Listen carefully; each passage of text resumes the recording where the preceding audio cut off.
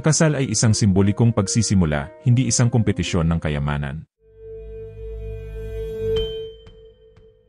Sa mundo ngayon, madalas tayong naimpluwensyahan ng pressure mula sa social media, tradisyon, at expectations ng iba para gawing engrande ang isang araw na seremonya. Pero ang tanong, ano ba talaga ang mahalaga sa buhay mag-asawa?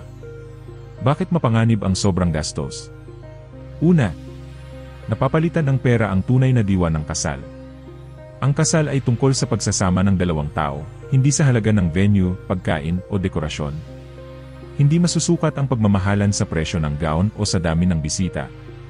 Ikalawa, isang araw lang ang kasal pero ang utang matagal bago matapos.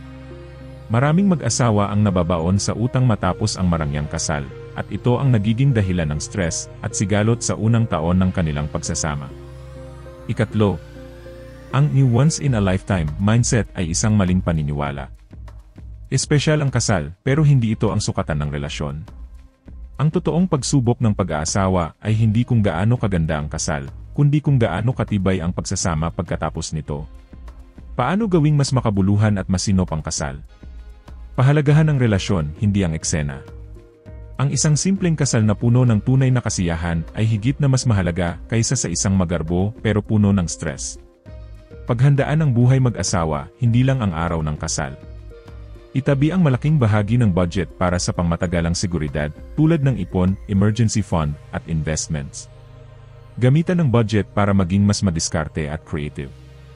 Hindi kailangang gumastos ng milyon para gawing memorable ang kasal, maraming simpleng paraan para mapanatiling espesyal nang hindi nasasakripisyo ang financial future. Ang kasal ay isang araw lang. Pero ang pag-aasawa, yan ang dapat paglaanan ng totoong investment.